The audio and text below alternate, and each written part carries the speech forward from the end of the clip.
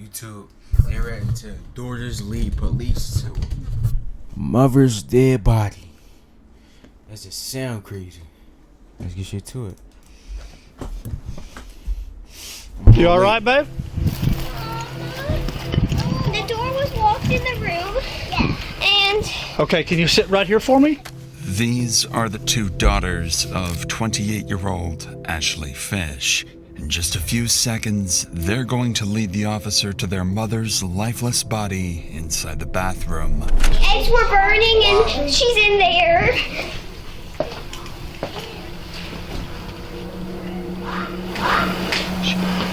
Man, like, do you know how traumatizing it could be to, like, see a mom as a kid? Like, just see a mom dead body just on the floor. You know how much this is going to, like, stick with them?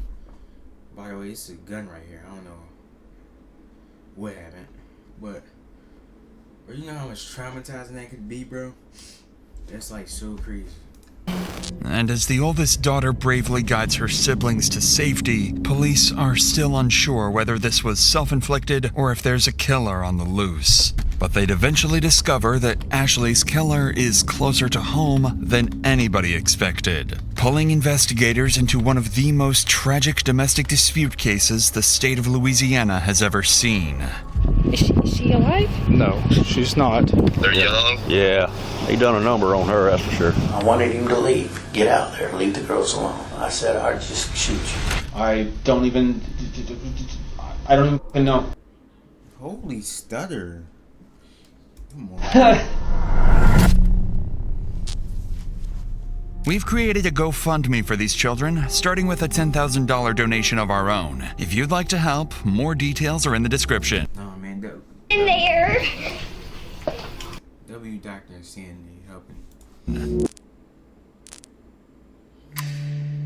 On a quiet April evening in the small city of DeRidder, Louisiana, police receive a terrifying 911 call. But what would shock the dispatcher is the eerie calmness of the caller.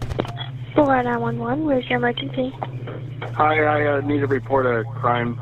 Okay, what's the address? 265 Northridge Drive, in DeRidder, Louisiana. Stay on the line while I get through to please hold with us. Thank you.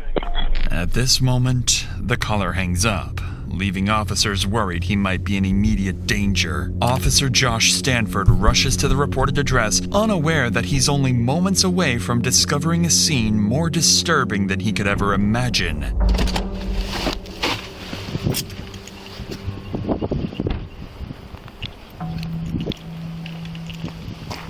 You all right, babe? The door was locked in the room. Yeah. And Okay, can you sit right here for me? yes. Is anybody in there? No, my sisters are inside right there. Okay. And we got my mommy. The eggs were burning and Man, it look like there's a lot of kids. I seen 1, 2, 3, 4. It's like she got 5. I think there's 5 children, bro, and they all look under 8 years old, 9 years old. she's in there. Okay, y'all come in here. Come right No, here. I don't want to go. Come here, stay in here, stay in here.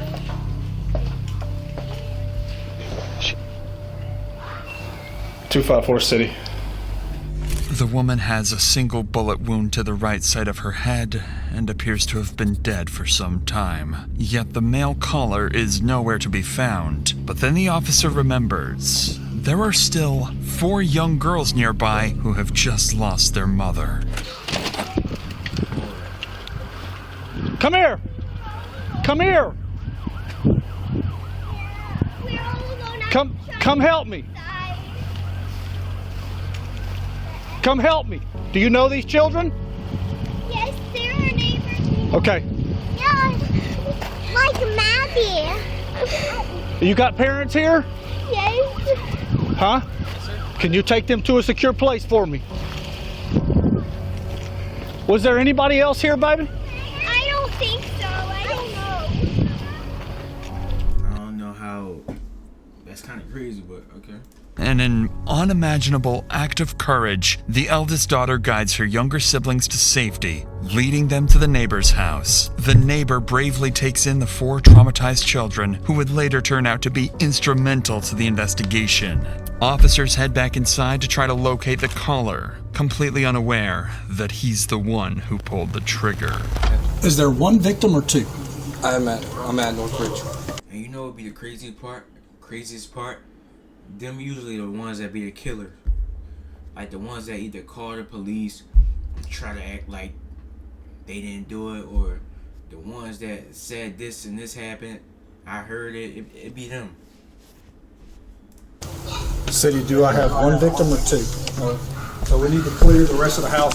I'm under the impression there was a male here too. So clear the rest of the house.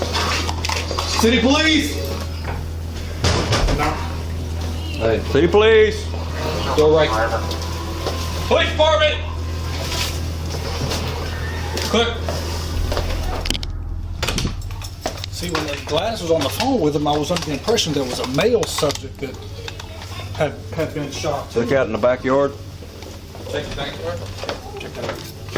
What's that? A smell? The eggs were burning. Oh, they cook? Oh, okay. Where's she at? She's in that bathroom. Oh, hell. Everything else cleared? Everything else is clear. Officers find no one else inside, leaving them still in the dark about who the caller really is. They'd further look into the victim's injuries and quickly realize there was almost no imminent struggle, leaving officers questioning whether the injuries may have been self-inflicted. But before anything else, they still need to identify the victim, and this is when the officer would make a devastating discovery, one that would turn this into a far more personal case. I didn't want to wait till you got here before I started trying to find an ID or anything. Let me. Hey, you want me to turn the stove off? Yes.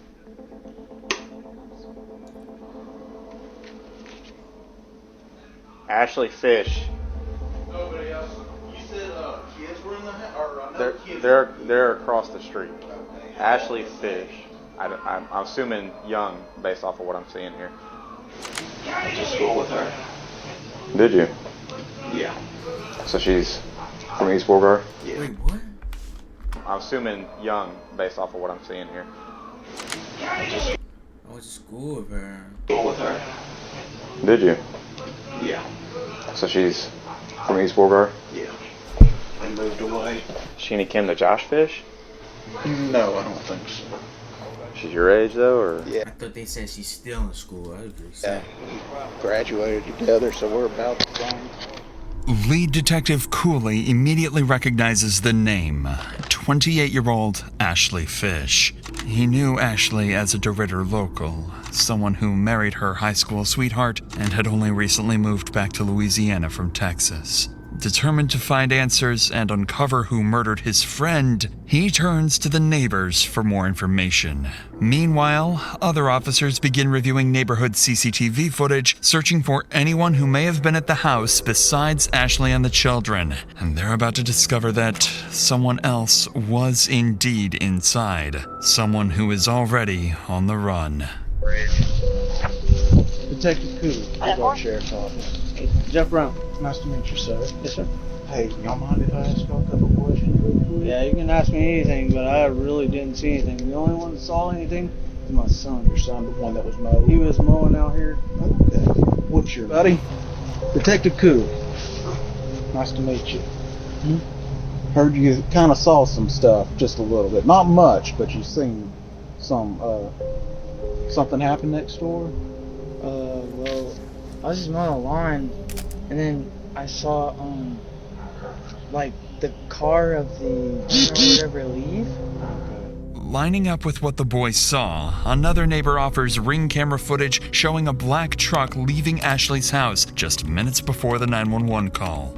Desperate to learn who was driving that truck, officers turn to the next neighbor, unaware they're about to speak with the victim's best friend and is someone who knows exactly who the driver is.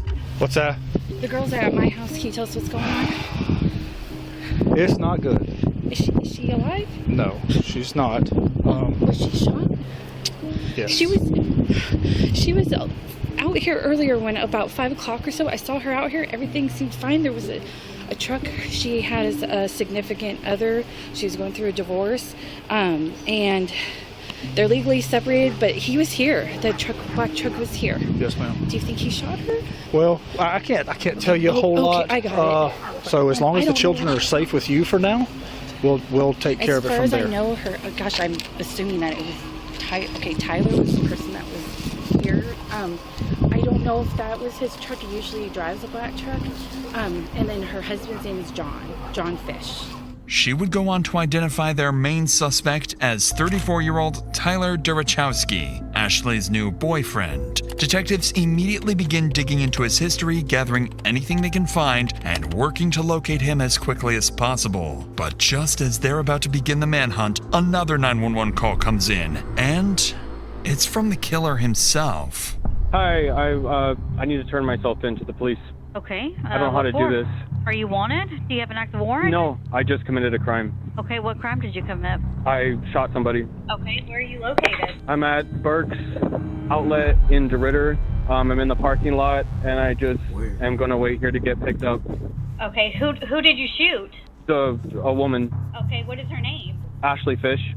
Officers rush to the address he gave, an empty parking lot. Still baffled as to why he confessed and why it took him so long to come forward. Knowing he likely killed a woman in front of her children, they brace themselves, fully expecting anything to go wrong at any moment, or even an ambush. The suspect is going to be in Burke's parking lot.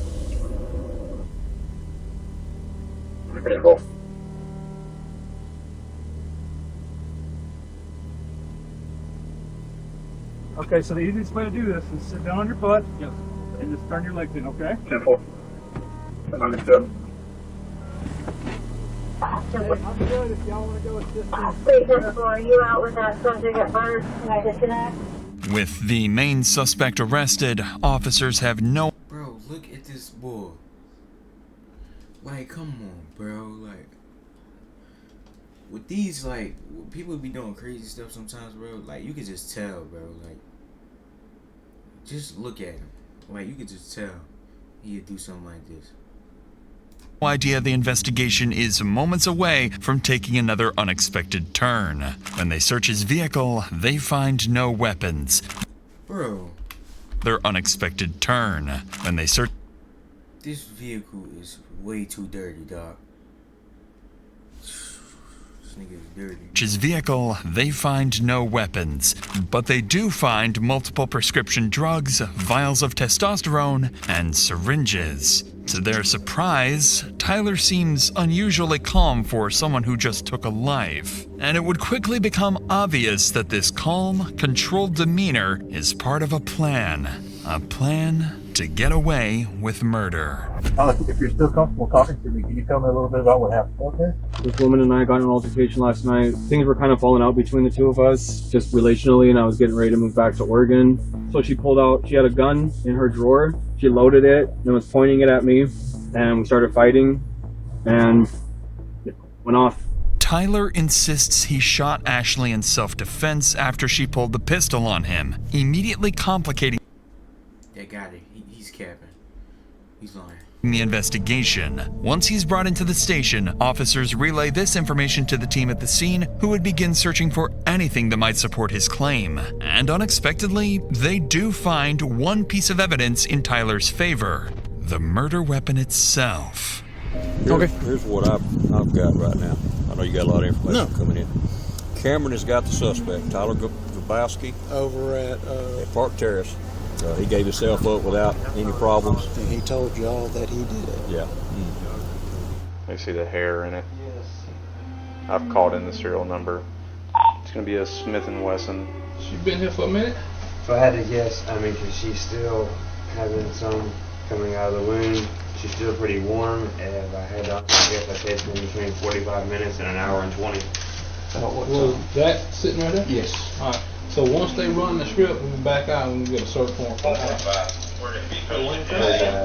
that 40 caliber? Detectives still find no evidence of a struggle, but they do discover something unexpected.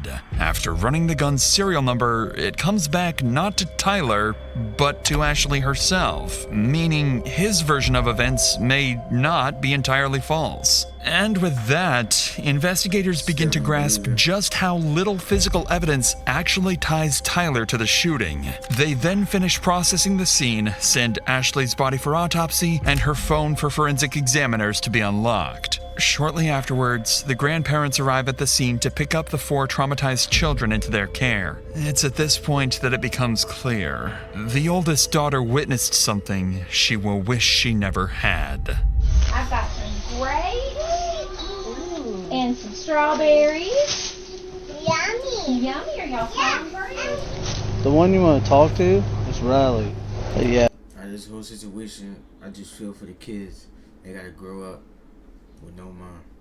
She supposedly I don't know about the dad, but told my wife that she saw something and she didn't want to talk about it. I know. Hey, my babies. it's just saying. Football. Papa. Hey, baby. Here, I'm gonna pick you up. Bye, Alexis. This brings a small sense of relief to the officers, knowing the children are finally away from the horrors inside. But now comes the most difficult part, calling Ashley's ex-husband, John, and informing him that she is dead.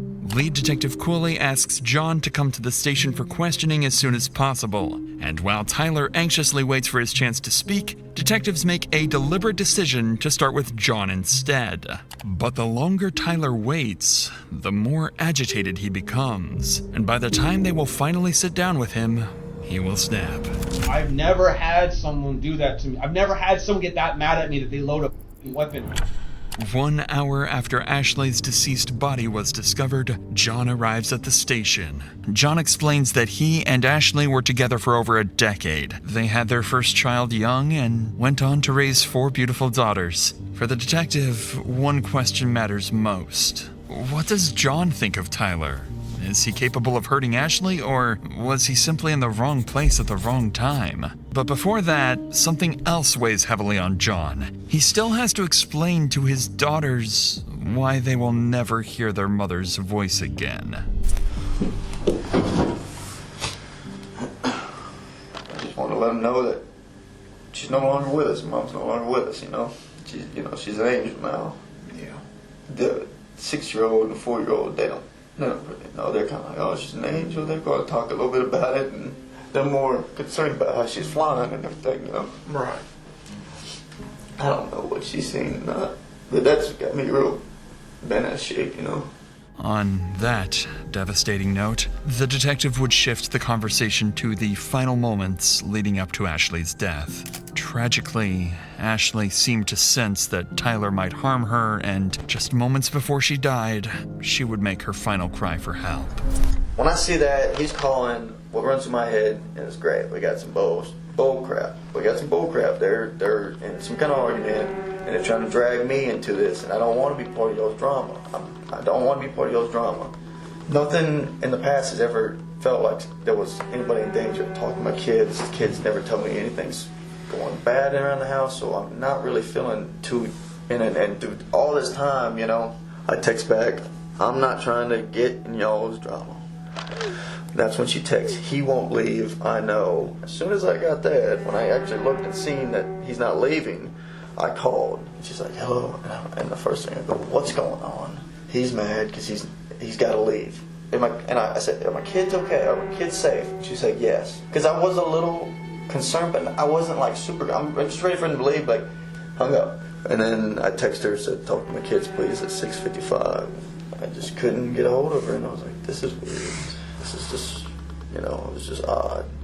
This is the moment. At 6:55 p.m., John lost all contact with Ashley, and with it, the hope of ever rebuilding a future with her. Shortly thereafter, Detective Cooley wraps up his interview with John, who has made one thing clear.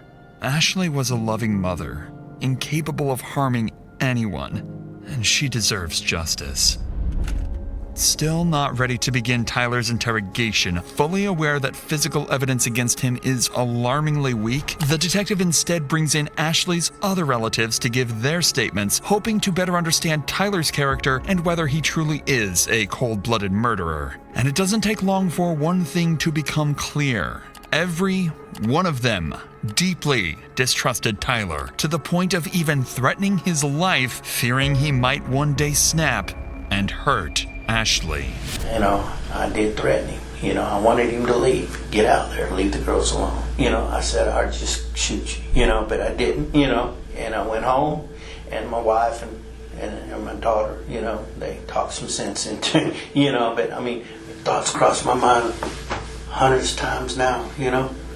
If I'd have carried that out, I know it's bad, but they'd had the mama. He's there, and he comes out, and I think he shook my hand, and I'm like, you know, hey Tyler, nice to meet you and whatnot. And he just goes straight in the door and picks up Ashley's guitar and goes and hikes his leg up on the damn trampoline and starts looking at the moon and playing guitar. And I'm like, Ashley, what in the f*** is he doing? Can we just go inside? I don't want to hear this prick playing or something, you know, just something. He stops and he come over there to pull us apart, and I just rear back and punched him in the side of the head. And I had told her, he needs to go. You know, you need to get this done and get it done. Get him on the road. You know, last couple of weeks she told me she had made her decision. He did have to go, and this time it was for good. She said, I will be alone. And then this other guy, and I talked with my wife about it. I said, I don't understand why somebody that supposedly has got their living already set, you know, they ain't even got to work for a living, to start seeing somebody that has 4 kids. He has no kids. I said, the only thing I can think of is maybe he's a damn I said, that sounds suspicious to me, you know? Yes. It quickly becomes clear to the detective that Ashley's relatives all wish she had stayed with John instead of Tyler, a walking red flag fully capable of snapping at any moment. But everything else investigators have is still circumstantial. Still, there's hope. Police did find some concerning items in his car, multiple anabolic drugs known to affect mood, judgment, and irritability. However, even with these findings, detectives are grasping at straws. Yet, with time slipping away, Detective Cooley knows he can't wait any longer. It's time to come face to face with their killer, who, by this point, has been I'm telling you, like, I was not believing nothing he was saying. Like, I just could tell, bro, he did it. Waiting for hours, growing increasingly impatient to speak. With the right lawyer, he has a real chance to walk free. Without one, a single wrong word could now cost him his freedom for life. And for Detective Cooley, this isn't just another case. Ashley was his friend, someone he had known for years. Now he has to sit across from the man who has already confessed to killing her. Okay, if I record, it's just help me keep everything in track, so. My biggest thing is I want to know who you are, because that's very important. We need to know who Ashley is. That's very important. It's not just the events of what happened tonight. It's the whole totality of the history with you guys, because that's going to help best explain everything that led up to where we're at. I'm gonna tell you that, you remember the saying, "The truth will set you free." The truth will set you free in here. It's up to you. I can't make you. I would love to know. We would all love to know, just for the sake of you, and for the sake of Ashley, obviously. I mean, I feel like giving a statement just because I'm here. I don't know how long we wait for a lawyer to get here or whatever, but I just wanted to talk about what happened, tonight, so I don't know if that's, I think it's important, Okay. because right now we've got, obviously, I think I need to tell what happened. I left about 6 p.m., a little around 6 p.m. I'm not even quite sure when it was when I called the actual police department. I called 911. What I had left it as, there were 4 children in the house and a woman. From the outset, detectives suspect Tyler has a plan, and that turning himself in may have been his first step in trying to appear more innocent. And as the interrogation unfolds, that plan becomes crystal clear. Everything that happened that night was, according... Wait, I might be wrong, but I think he's the one that called the police. If you called the police, right? You had to been there to know, okay, their mom been shot. You had to been there. Why you wasn't there when the police came? If you called the police, it's just you making yourself look suspicious. Now I could be wrong, but if I'm not mistaken, I think he called the police. According to him, Ashley's fault. The woman and I had an altercation with a loaded weapon, and she has a bullet in her head. Never initiated like violent contact on her like that. I'm not the one that pulled the gun. Like, I don't have the gun. I don't want the gun. I don't want to in disputes with a gun. No intention to shoot Ashley. No. I've never had. I don't want to take a mother away from her 4 kids. Like, that's not my thing. I close the door. I lock the bedroom door to the bedroom so the kids don't go in there. I had emptied out the gun. It was empty, and I left it there. And I went out. I didn't know what the fuck to do. I'm sorry. I wasn't perfect. The kids were there. There's a 9-year-old there that's really responsible and was watching the kids. The neighbors were outside across the street, or I had seen neighbors outside at one point across the street. I felt like I just needed to go and be like, this just happened. So I drove to the parking lot down the street and just called 911. In Tyler's own words, the shooting was merely an altercation. That's so dumb. Why would you not? That's so dumb. He did it. But what stands out even more is how he refers to Ashley only as a woman, never as his partner or ex. Up until this point, Tyler has not shown any emotion when talking about Ashley, but detectives can sense something beneath the surface. Tyler avoids eye contact. He rambles, fidgets, and appears restless, almost like he's on the verge of a breakdown. And the moment detectives ask about Ashley's children, Tyler would finally crack. And she's got how many kids? 4 kids. 4. She's That's got 4 what kids, that's yes. what I was told. Yes. Okay. Do you know their names and ages? Yes. Yeah. Emma's 2. Josie's 4. Lexi is 6, and Riley is 9. Okay. Were they all at the house tonight? Yes. Okay. This is the first real emotion detectives have seen, but they needed to determine whether this is genuine guilt, a calculated tactic, or emotional instability tied to his anabolic substance abuse. Aware that Tyler could shut down the interview at any moment, Detective Cooley grows more cautious, so he starts carefully probing Tyler. Boy, acting skills is a 0 out of 10. About any problems in his relationship with Ashley, and this is when Tyler would slip up.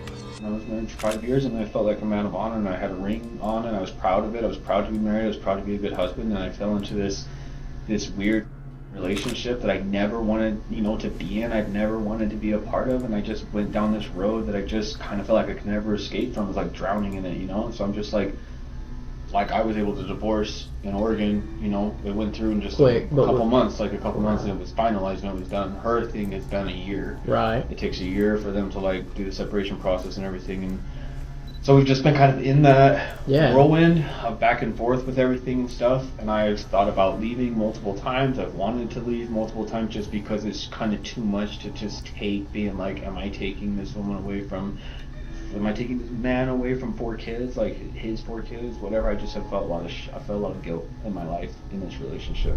According to Tyler, he felt guilty and was planning to walk away from the relationship. But detectives already know this isn't true. Ashley's ex-husband has already shown investigators messages in which she repeatedly complained that Tyler refused to leave. Additionally, detectives uncovered love letters exchanged between Tyler and his ex-wife, proof he wasn't trapped at all.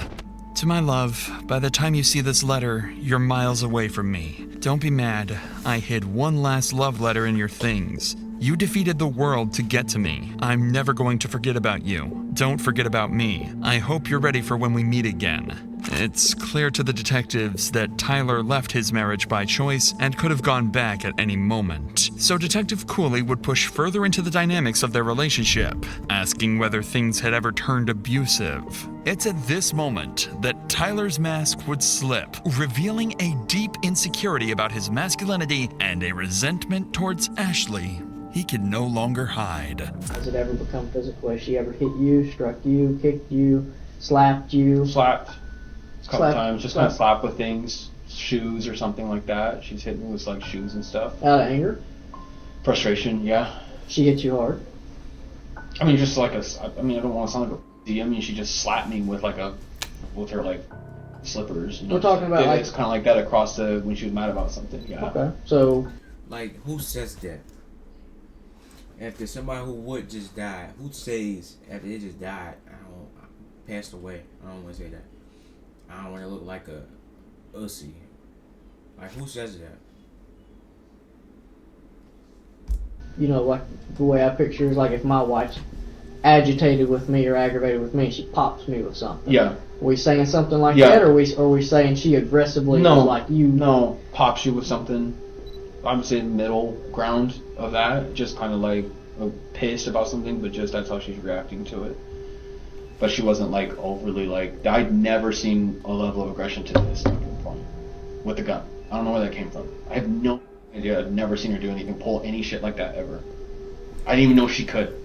But now, Tyler would inadvertently reveal something far more disturbing about himself. As part of their custody agreement, Ashley wasn't allowed to have anyone stay overnight, including Tyler, a rule he knew very well. And as soon as their relationship began to fall apart, Tyler's first instinct was to expose that violation to her ex-husband, knowing full well it would cost Ashley custody of her children. And so our relationship was really falling out here, and I threatened to tell him the truth when I was getting ready to leave. I was going to call her husband and be like, I've been spending the night here. I don't know what legal ramifications it's going to have for you guys in your life and your world. I've been in this relationship with you. This relationship has hurt me in a lot of ways. I've sacrificed a lot of things. And for me to go and have closure, I think that like I'm just going to let John know the whole truth, that he deserves to know the truth. And I'm sorry. It was kind of an ugly ending for both of us, this woman and I. Tyler has just shown how quickly he can retaliate and how easily he could justify harming Ashley whenever he felt the need to do so. But according to Tyler, what happened next wasn't just another argument. He claims Ashley suddenly escalated the situation to a deadly level by pulling a gun on him. She has a loaded gun, or she has a gun in her drawer next to the bed, and I was in the bedroom talking with her, and she loaded her gun and cocked it back and basically told me that she wasn't going to let me call and tell. And so this just went to like 1,000, like 0 to 1,000 in like one blink of an eye. I'm like in the bedroom talking with her, having a normal conversation, and she's like loading a gun in front of my face, and she has a pistol. Like literally packing some stuff, putting some stuff in the drawers. I wasn't doing shit. I didn't hit her. I wasn't like fighting her or anything. I was just talking. And she like loaded her gun and was pointing at me. I just know that like that's where that started from. And I'm not saying that to do some dig myself in the grave, like, oh, the past, he never saw it happen and now she did it. That sounds like bullshit. No, she did it though. I'm a man. I'm a lot stronger than her. I was aggressive, but it was like she's shot that gun before. She knows what the fuck she's doing with that. I don't shoot guns. I didn't barely shot a gun in my life. And so the whole way it happened, I feel like for me, I didn't mean to do anything. I didn't mean for her to do anything. It was like basically felt like it was like just fighting for my life, and I feel like it was like this is how it ended. According to Tyler, this chaotic struggle wasn't aggression, it was survival. Detectives continue to press for details about what happened in the bathroom, and what Tyler would say next would either support his self-defense claim or unravel it completely. Okay, how long from the time she came into the bathroom to where it escalated to the point she gets shot? Talking about seconds or minutes? 2 minutes probably. Talk to me just about struggling. Those 2 minutes. Just fighting, it's a combination of talking, moving the gun around each other, just like I'm trying to grab her, I'm trying to hold on to her. It's just like, it was just felt like it was like fight for survival. I don't know what was going on. I felt like she was going to kill me. So, at no point You know what it sounded like to me? He's just trying to make himself look the most he's just trying to make himself look so innocent, like he's just saying what she was doing to him, but he not saying the things that he was doing. Like the whole, oh, she be hitting me with shoes and all this, that's just all to make himself look guilty. Stripped the gun from her And had the gun in your hand, totally? Not until it was over. Not until she was on the ground. Were you on top? Was she on top? Behind. You were behind. Behind, like kind of like this, like kind of trying to do like a chokehold shit thing or something. She was like trying to get the gun to me, so it was just in our general facial areas. Okay. After the shot, what happens? I don't even. I stood there and I couldn't believe what the fuck happened. And the first thing I thought of was, I have to call somebody. I have to get someone here. I have to stand up for what I've done. Tyler is becoming increasingly more agitated, forcing detectives to call a short break, concerned that pushing any further would cause him to shut down completely. But the moment they step outside the interrogation room, everything changes. New evidence comes Did I say guilty? I meant not guilty. in, and it directly contradicts Tyler's story.